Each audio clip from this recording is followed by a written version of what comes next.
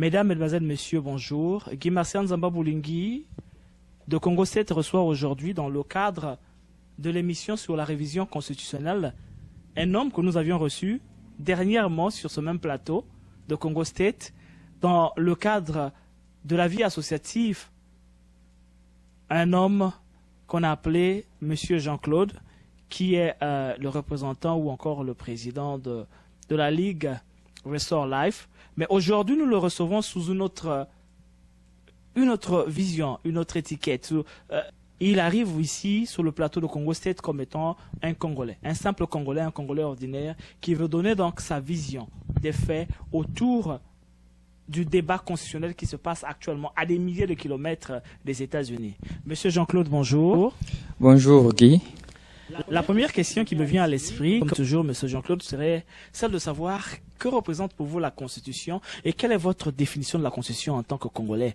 Parce qu'ici, ce n'est pas un politologue ou un politique ou un politicien qui parle, mais c'est le Congolais qui parle sur ce débat qui est en train de défrayer la chronique en République démocratique du Congo. Oui, merci de cette opportunité que Congo State m'offre à ce jour où les débats sur la Constitution est en effervescence dans notre pays. D'abord, je voudrais partir de la définition de façon générale pour les Congolais ou pour tout citoyen. La Constitution est simplement la loi fondamentale du pays. Mais pour moi, personnellement, la Constitution n'est pas simplement cette loi fondamentale du pays. La Constitution, c'est cet ensemble de lois au terme desquelles découlent les principes ou toutes les autres lois du pays, toutes les autres lois devant régir les institutions du pays. En fait, c'est ma conception de la Constitution. Donc, cet ensemble de lois qui peuvent mener au progrès de la société, qui en fait régissent les grandes institutions du pays, qui en fait tracent la bonne marche de la conduite du pays. La Constitution est donc, selon vous, la norme suprême de la nation. C'est celle-là, selon laquelle, cette norme, que découle l'existence même de l'État. C'est d'elle aussi que découlent même les libertés et les droits individuels, ou encore c'est d'elle que découle la République même.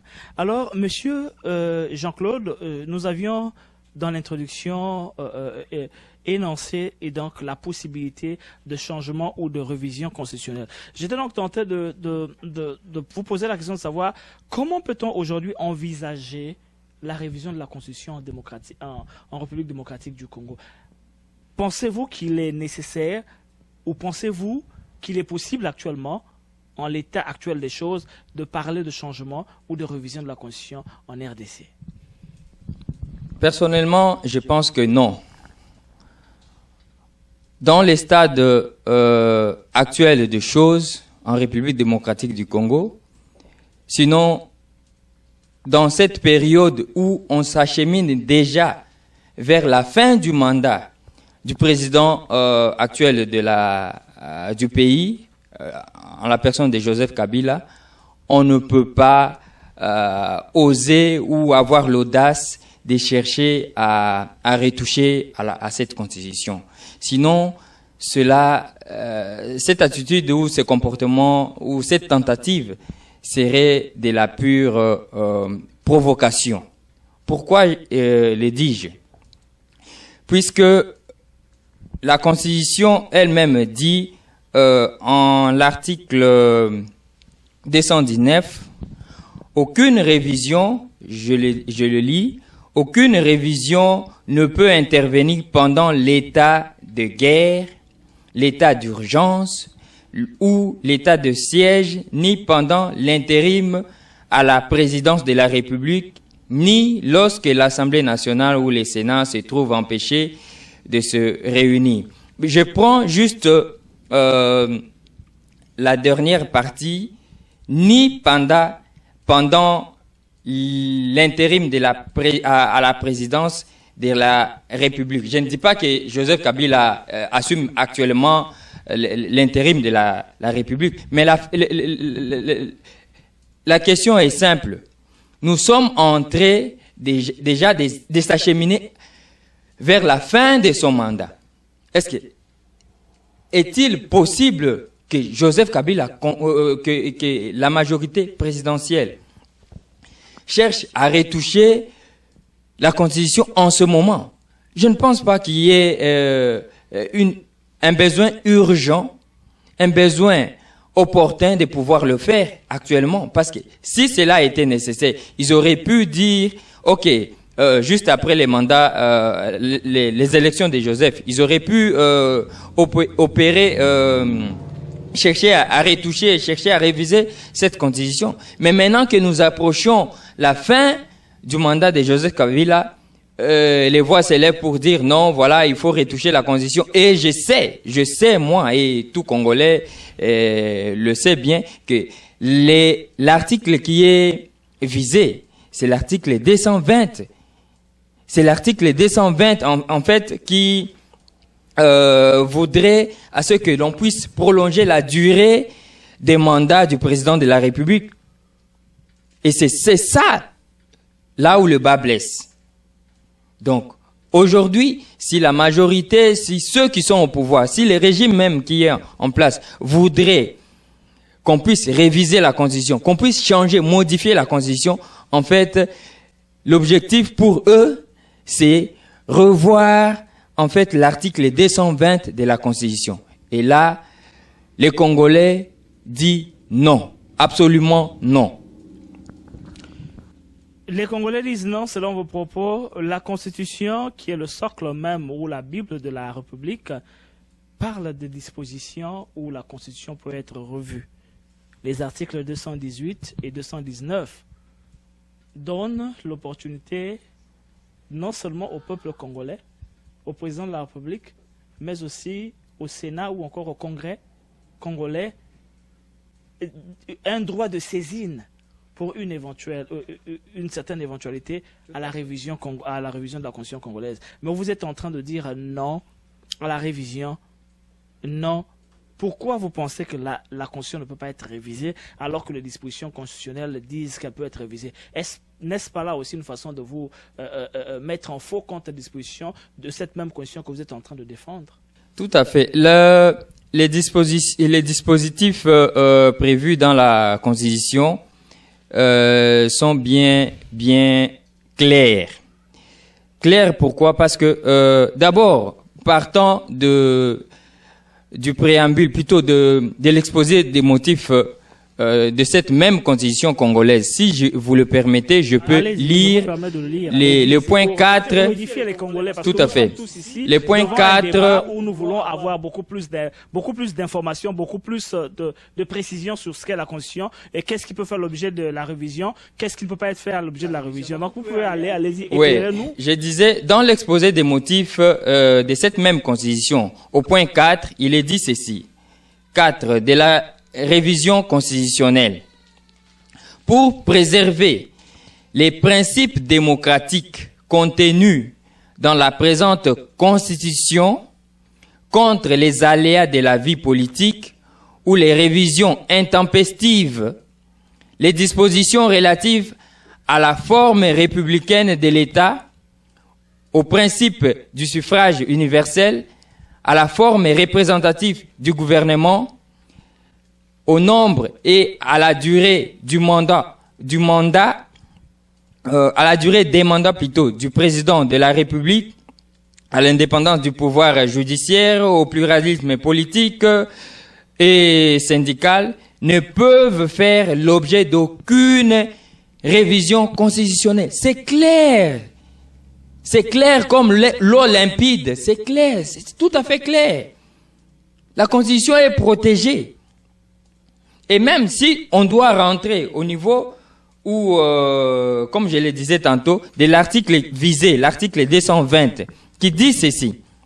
La forme de la République, la forme républicaine de l'État le principe du suffrage universel, la forme représentative du gouvernement, le nombre et la durée des mandats du président de la République, l'indépendance du pouvoir judiciaire, le pluralisme politique et syndical ne peuvent faire l'objet d'aucune révision constitutionnelle. Oui, ben, monsieur, nous comprenons très bien que vous êtes là en train de d'énoncer dans vos propos le caractère intangible de certaines dispositions de la Constitution qui ne peuvent pas faire l'objet de révision. Nous en sommes bien conscients de cela. Mais dans les propos de monsieur Bouchard qui a déclaré lors de la conférence de presse du 24 dernier, il disait que tout État qui se respecte doit pouvoir tirer les conséquences de l'évolution des mentalités pour que la logique des institutions ou la logique institutionnelle soit en harmonie avec les aspirations du peuple. Okay. Il dit qu'un État qui se respecte doit aussi tenir compte des aspirations du peuple et des réalités. Parce que c'est cette disposition, je pense, où ces propos de M. Bouchard sont là, en fin de compte, corroborés par l'article 266, alinéa 1er, qui parle des entités territoriales décentralisées, permettez-moi l'expression, ou encore lorsqu'il y a une nécessité de combler une lacune par rapport à l'évolution de la société. Nous savions tous que la société n'est pas statique. La société évolue et par rapport à certaines réalités, M. Bouchard apporte ici donc une certaine autre vision qui dit que le peuple congolais a peut-être évolué, le peuple congolais a peut-être adopté une constitution à une certaine époque qui était peut-être en déphasage un peu avec les réalités actuelles. Peut-être qu'à l'époque, on parlait de 4+1, si je ne m'abuse. Et aujourd'hui, 1+4, permettez-moi l'expression, cette situation de 1+4 n'existe plus. Et qu'aujourd'hui, la société étant évoluée, il faut donc évoluer avec la société, donc permettre à la Constitution aussi d'évoluer. Qu'en dites-vous? Justement, comme je vous le disais, ce n'est pas Bouchard aujourd'hui qui peut exprimer en fait les aspirations de la population. Ce n'est pas lui en fait qui a ce monopole ou c'est lui sur qui convergent toutes les desiderata, tous les desiderata ou toutes les requêtes de la population. Il ne peut pas dire voilà. La population demande ceci, la population demande cela que les articles de la Constitution soient révisés. Ce n'est pas lui, en fait... Permettez-moi l'expression, oui. Mais méconnaître à M. Bouchard, qui est le président de la majorité présidentielle, qui est quand même majoritaire à l'Assemblée, majoritaire au Sénat, c'est méconnaître, parce que le peuple a quand même donné à ces hommes-là, qui exercent le pouvoir aujourd'hui au nom du peuple, une certaine puissance, un certain pouvoir. Parce que Bouchard aujourd'hui parle parce qu'il est le président du PPRD. Il est aujourd'hui le président de ceux qui ont la majorité, aussi bien à l'Assemblée qu'au Sénat. Qu'est-ce que vous avez à dire? Le PPRD aujourd'hui, le PPRD n'a pas en fait la voix de tout le Congolais. Le PPRD n'est pas le répondant en fait des aspirations de tous les. Comment expliquez-vous? Je l'ai dit. Pourquoi? Parce que aujourd'hui, les élections de 2011, si je m'abuse, au cours de ces élections, nous avons vu comment la communauté internationale a décrié les tricheries flagrantes qui ont émaillé les processus de ces élections. Vous êtes bien informé de cela en tant que journaliste. Et même le PPRD, la majorité présidentielle, eux-mêmes ont reconnu. Ils ont reconnu qu'il y a eu trop de fraude, il y a eu trop d'abus pendant cette période électorale. Et que, normalement, les élections de 2011 devaient être refaites. Normalement, si on était dans un état de droit, en tout cas, les élections de 2011 ne devaient pas être, comment on dit, on ne devait pas accepter, on ne devait pas accepter ces élections. Oui, mais ils ont avancé comme argument, voilà, il n'y a pas assez d'argent, le peu d'argent qu'on a eu, c'est avec cet argent qu'on a organisé les élections. Mais tout le monde sait que les élections de 2011 ont été un échec. Bien sûr, le pouvoir aujourd'hui du régime Kabila, le pouvoir de Kabila est légal, mais il est illégitime. C'est deux choses différentes. Le pouvoir est légal, le pouvoir de Kabila est légal, oui, parce qu'il a prêté serment par rapport à la Constitution, qu'on ne veut pas respecter aujourd'hui, qu'on veut retoucher. Mais ce pouvoir est illégitime parce que il n'est pas passé par... Il n'a pas eu l'assentiment du peuple.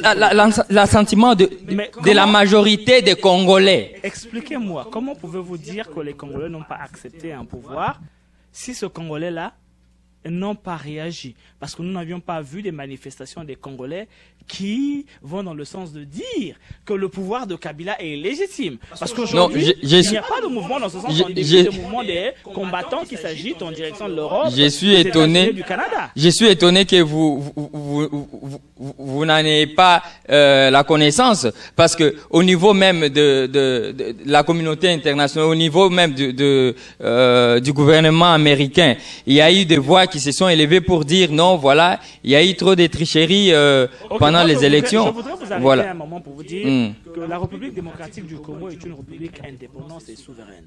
Tout à fait. La souveraineté d'un État, ce n'est pas le fait que cette république reçoive des injonctions d'une autre république ou d'un autre pays. Ok. Les États-Unis ont connu leur déboire en matière d'élection.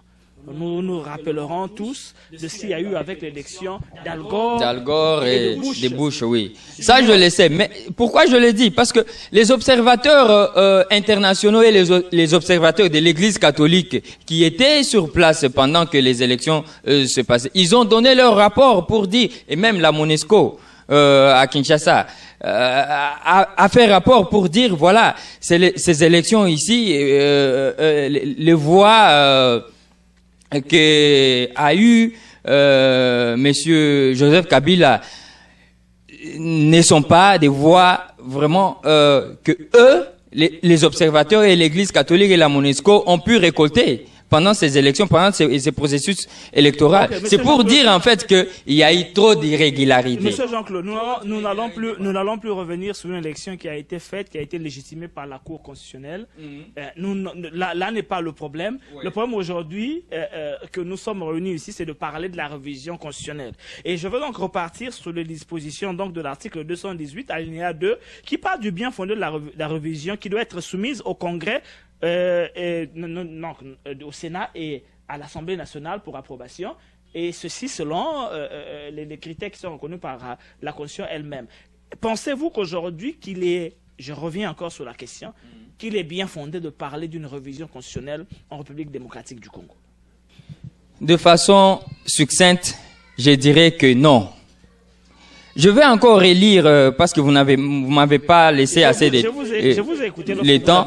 La deuxième partie de l'article 220 qui dit est formellement interdite toute révision constitutionnelle ayant pour objet ou pour effet de réduire les droits et les libertés de la personne ou de réduire les prérogatives des provinces et des entités territoriales décentralisées. C'est de façon claire et nette. C'est clair et net. On ne peut pas, en ce moment où il y a trop d'effervescence politique en RDC, chercher à réviser la Constitution. Et je vous ai dit tantôt que l'article qui est visé, c'est l'article 220 surtout. C'est l'article 220, à part les autres articles, mais d'abord l'article 220 qui est mis en exergue dans l'esprit de la majorité présidentielle aujourd'hui. Et là, je dois fustiger quand même aussi l'hypocrisie de la communauté internationale qui, pendant le jour, dit un autre discours.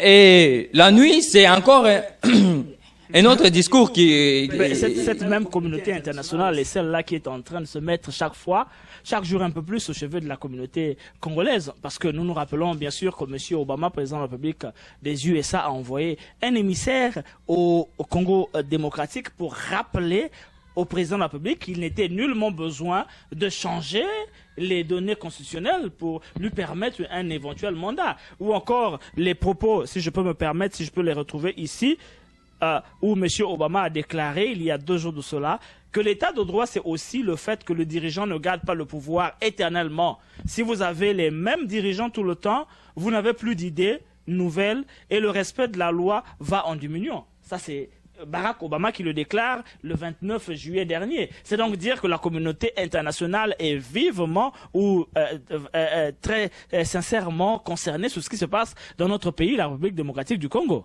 Oui, mais c'est cette communauté. Je disais, il y a dans la communauté internationale une certaine duplicité, une certaine hypocrisie sous-jacente.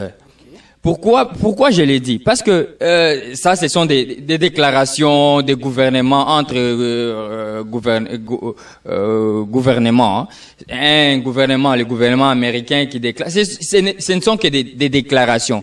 Mais en fait, la vraie politique se passe la nuit.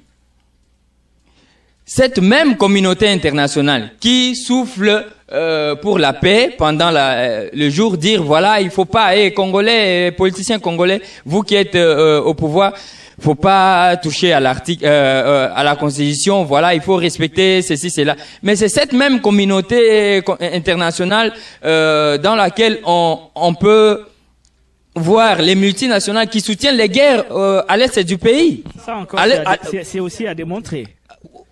Ce n'est même pas démontré. Ce n'est même pas démontré. Aujourd'hui, vous allez me dire que le Rwanda aujourd'hui est devenu le producteur du coltan. Non. Nous sommes là sur la révision de la Constitution. Oui, justement. Parce que nous revenions sur cette révision. Nous sommes en train de revenir. Le but même de ce plateau, le but même de cette émission, c'est de permettre aux Congolais de comprendre qu'est-ce que la Constitution, à quel moment parle-t-on de révision de la Constitution et qui peut avoir l'initiative de la révision de la Constitution. Je pense que là est notre préoccupation majeure. Justement. Est-ce que pensez-vous que monsieur... Parce qu'on a comme l'impression que le peuple est prisonnier. Le peuple est un peu au milieu. Vous avez se réclame du peuple. Vous avez Pochard et le PPRD se réclament du peuple, oui. Mais de quel peuple part-on? Est-ce qu'on parle du peuple de Kingasani? On parle du peuple qui est là-bas à Mandaka, qui souffre, qui n'a même pas de quoi manger, qui va demander au pouvoir de continuer ou de changer la constitution, ou on parle d'un autre peuple? Oui, justement, on parle du peuple congolais. On ne peut pas parler d'un autre peuple, il ne s'agit que du peuple congolais. Mais pourquoi la majorité se réclame du peuple et l'opposition, la majorité présidentielle se réclame du peuple, l'opposition. Mais quelle est la part du peuple? Si vous demandez, vous pouvez me demander ça. Quelle est la part du peuple dans tout ça? C'est que le peuple ne se retrouve pas. Dernière question. Deuxième volet. Okay. Dans le deuxième volet, je veux dire, de façon, sur le fond, on veut aujourd'hui faire du débat de la révision constitutionnelle un débat politisé. On veut politiser ce débat-là. Ce n'est même pas un débat qui doit être politisé actuellement. Ce n'est même pas un débat qui doit être politisé. La Constitution est là. Respectons la Constitution pour permettre aux rails de la démocratie de continuer. Et le train qui est sur les rails de la démocratie de pouvoir continuer sa marche. Monsieur Jean-Claude, la Constitution, selon les partisans du pouvoir, ils estiment qu'elle doit évoluer. À l'époque de 1+4, il y avait des préoccupations, mais aujourd'hui, pour terminer, ces préoccupations ont changé. Il faut donc recadrer la Constitution par rapport à ces attentes nouvelles pour que la population congolaise et le Congo puissent se retrouver. Pensez-vous, pour terminer, qu'il y a lieu de changer la Constitution, de modifier la Constitution congolaise telle qu'elle est aujourd'hui? Personnellement, je pense que il n'est pas l'urgence pour changer la Constitution, pour retoucher la Constitution, n'est pas encore démise en ce moment, comme je l'ai dit. Pourquoi? Parce que chercher à changer la cour des choses au niveau du pays. Si on cherche, au niveau du pays, si on cherche aujourd'hui à réviser la Constitution, c'est en fait un affront au peuple. C'est en fait une insulte. Ce n'est pas le changement de la Constitution qui serait aujourd'hui une panacée pour la République démocratique du Congo. Ça, c'est presque mon mot de la fin. Et je voudrais demander à la majorité qui est au pouvoir actuellement de ne pas user de leur pouvoir pour faire ce coup d'État constitutionnel. Vous avez compris, chers amis de la majorité constitutionnelle, de ne pas user de votre pouvoir pour faire un coup d'État constitutionnel. Tel est donc le point de vue de Jean-Claude, qui est un Congolais ordinaire, qui a bien voulu donner donc sa vision ou encore sa participation pour la construction de notre Congo, de notre pays, qu'est la RDC. Merci à toutes et à tous d'avoir été nombreux à suivre ce débat sur www.congo7.com. Guy Massian Zamba Boulingi a été votre humble serviteur. Merci à toutes et à tous d'avoir été scotchés très respectueusement sur Congo State. Merci et à très bientôt.